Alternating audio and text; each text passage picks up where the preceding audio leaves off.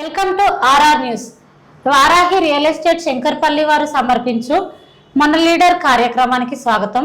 మనతో పాటు ఉన్నారు శంకర్పల్లి మాజీ ఎంపీటీసీ మహమ్మద్ ఎజాజ్ గారు. వారితో ఇప్పుడు మాట్లాడదాం. చెప్పండి సార్, మీ కుటుంబ నేపథ్యం ఏమిటి, మీ బాల్యం ఎలా గడిచింది? మా ఫాదర్ కూడా లీడరే.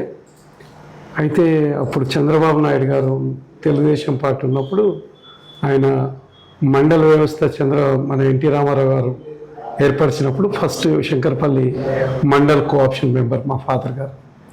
ఆయనను చూసి నేను రాజకీయాల్లోకి రావాలనుకున్నాను. దాని తర్వాత 2006లో నేను ఎంపీటీసీగా ఫస్ట్ నేను చదువుకున్నది శంకర్పల్లి స్కూల్లోనే. కాలేజ్ ఎస్ఏపి కాలేజ్ వికారాబాద్లో చేశాను. దాని తర్వాత బిజినెస్లో కొంచెం విదేశాలకు వెళ్ళొచ్చాను. దాని తర్వాత రాజకీయాల్లో అడుగుపెట్టాను. రాజకీయ జీవితం ఎలా మొదలైంది సార్? ఫాదర్ కోఆప్షన్ మెంబర్ ఉండే కనుక వాస్తవంగా చంద్రబాబు నాయుడు గారికి ఆకర్షితులమై మేము అప్పుడు యువకులము తెలుగుదేశం పార్టీలో చేరడం జరిగింది.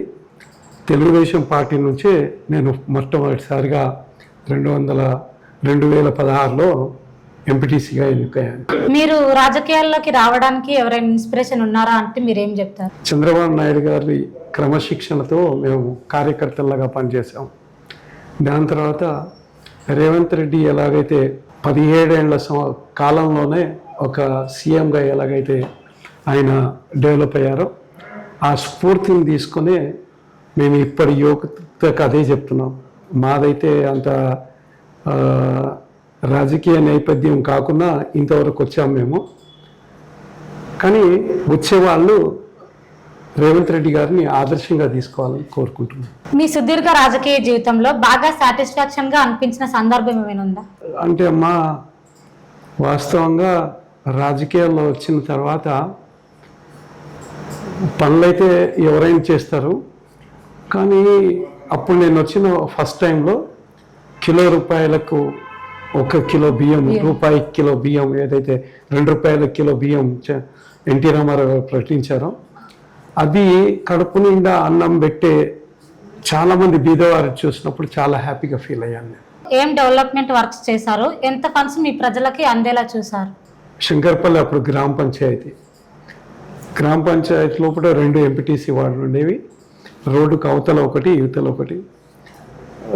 రోడ్లు కానివ్వండి, డ్రైనేజెస్ కానివ్వండి, మంచినీటి ఫస్ట్ ప్రయారిటీ మంచినీటికి ఇచ్చేవాళ్ళము. సెకండ్ డ్రైనేజ్కి ఇచ్చేవాళ్ళము. మట్టి రోడ్డు మీద నడవచ్చు కానీ మోరీల ఉంటే బాగుండదు, ఆరోగ్యాలు చెడిపోతాయి అని చెప్పి ఫస్ట్ వాటర్కి ఇచ్చుకుంటూ డ్రైనేజ్ సిస్టమ్ పైన ఎక్కువ మేము ఫోకస్ చేసాం. ఇంకా రాజకీయంగా ఏం చేయాలనుకుంటున్నారు? ఏ పదవులు లేకున్నా 10 మందికి సేవ చేస్తున్నామనే తృప్తి మాత్రం ఉంది. చనిపోయే వరకు ఈ తృప్తితో ఇలాగే ఉండాలని ఉంది. ఇలాగే మనుషులకు సేవ చేసుకుంటూ ఉండాలనే భావంతో ఉన్నాను. పార్లమెంట్ ఎన్నికల్లో ఎంత మెజారిటీతో గెలుస్తుందని మీరు అనుకుంటున్నారు? ఎమ్మెల్యే ఎలక్షన్స్ లోపల గెలవడానికి చాలా దగ్గరగా వచ్చి 262 ఓట్లతోని భీమభరత్ గారు ఓడిపోయారు. దాంట్లో వాస్తవంగా మేము చాలా బాధపడ్డాము. ఎందుకంటారా, ముఖ్య కారణం శంకర్పల్లి నుంచే కొంచెం ఎక్కువ మెజారిటీ అవతల పార్టీకి పోయింది. చాలా లాస్ ఇక్కడి నుంచే జరిగిందని మాకు తెలుసు. అయితే దానికంటే ముందు ఈ నియోజకవర్గంలో భీమభరత్ గారు రాకముందు 32,000 మెజారిటీతోని యాదవ్ గారు గెలిచారు. ఆ 32,000 మెజారిటీని 200కు తెచ్చామంటే మేము గెలిచినట్టే భావిస్తున్నాము. అంటే ఆ 35,000 కవర్ చేసాము. కనుక ఇప్పుడు మా ఉద్దేశంతో శంకర్పల్లి నుండి సుమారు 5 నుండి 10,000 మెజారిటీ మేము ఇస్తాం శంకర్పల్లి మండలం నుంచి. దీనికి మేము కట్టుబడి ఉంటాం. మీరేం అభివృద్ధి చేస్తారు ఇప్పుడు గెలిస్తే? 70 సంవత్సరాల పూర్వం మనకు రక్షణ శాఖ కానివ్వండి, ఎలాంటి నిధులు లేవు మన దగ్గర. ఎలాంటి బార్డర్స్ మీద ఎలాంటి సెక్యూరిటీ లేదు. భారతదేశాన్ని ఇచ్చిపోయారు అంతే వాళ్ళు. అలాంటి భారతదేశం దగ్గర ఏం లేని దాన్ని ఒక అంతరిక్షంలోకి మనం వెళ్ళేటట్టు డెవలప్ చేసింది కాంగ్రెస్ పార్టీ. ఇవాళ మీరు ఇంత కంప్యూటర్ టెక్నాలజీ వాడడానికి కారణం రాజీవ్ గాంధీ. భారతదేశం కోసం తల్లి చనిపోయింది, భారతదేశం కోసం ఇద్దరు కొడుకులు చనిపోయారు. ఇప్పుడు మూడో తరం వాళ్ళు కూడా మేము చనిపోవడానికి సిద్ధంగా ఉంటున్నాం, కానీ మీ మీద హాని జరగనివ్వం అనేది ఏదైతే మా రాహుల్ గాంధీ నినాదం ఉందో దానికి ఆకర్షితులై మేము ముందుకెళ్తున్నాం. దానికి మీరు చూసుకోండి, ఆ 70 సంవత్సరాల కాంగ్రెస్ పెట్టిన దాన్నే వీళ్ళు ఈ 10 సంవత్సరాల్లోనే అమ్ముకుంటున్నారు. మన ఊరి భాషలో చెప్పాలంటే అత్త సొమ్ము అల్లుడు దానం చేస్తున్నాడు అన్నట్టు వనరులను మాత్రం మొత్తం బీజేపీ ప్రభుత్వం అది చేస్తుంది. వీళ్ళు కాంగ్రెస్ పార్టీ ఉన్నప్పుడు వైఎస్ రాజశేఖర రెడ్డి గారు 200 పింఛన్ చేశారు. అదే స్టార్టింగ్ పాయింట్. బీద వాళ్లకు, ఇంట్లో ఉన్న వాళ్ళకు, ముసలి వాళ్ళకు ఏదో ఛాయ్కో సిగరెట్కో ఏదో బీడీలకు పనికొస్తుందని స్టార్ట్ చేశారు. ఆరోగ్యశ్రీ తెచ్చారు, 108 తెచ్చారు. సెంటర్లో ఎన్ని తెచ్చిన తర్వాత దాన్ని కంటిన్యూషన్ చెయ్యలేక వీళ్ళు మూతేశారు. 10 సంవత్సరాల్లో కేసీఆర్ ప్రభుత్వం, టీఆర్ఎస్ ప్రభుత్వం మిగులు బడ్జెట్తో వచ్చిన రాష్ట్రాన్ని సోనియా గాంధీ అలా రాష్ట్రం ఇవ్వకుంటే తెలంగాణ అనేది ఏర్పడేది కాదు.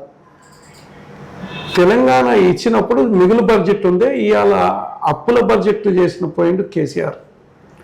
ఇవాళ రేవంత్ రెడ్డి గారు వస్తూ ఈ 4 నెలల లోపట్నే మహిళలకు ఉచిత బస్సు కానివ్వండి, ప్రతి బీద వారికి 200 వరకు యూనిట్లు, ఫ్రీ యూనిట్లు కానివ్వండి, అత్తకు 2000 రూపాయలు పెన్షన్ వస్తున్నదంటే కోడలకు కూడా 2500 రూపాయలు ప్రతి మహిళకు చేరాలనేది ఏదైతే మన రేవంత్ గారి సంకల్పం ఉందో ఆ సంకల్పానికి కట్టుబడి నిజాయితీగా, నిస్వార్థంగా ఎంతో వేలాది మందికి తరలిస్తున్నారు. మేము ఊర్లలోకి వెళ్తున్నాం ప్రచారానికి, ఒక డప్పు లేదు, ఒక ప్రచార రథం లేదు.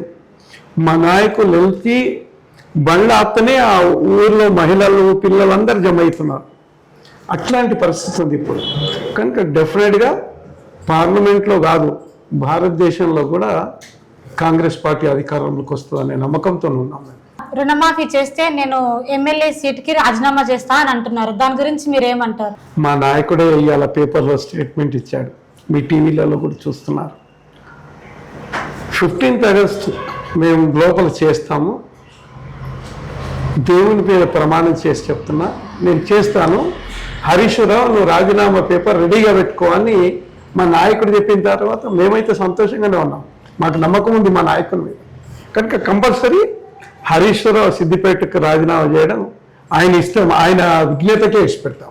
ఇది మన లీడర్ మాజీ ఎంపీటీసీ ఎజాజ్ గారి మనోగతం.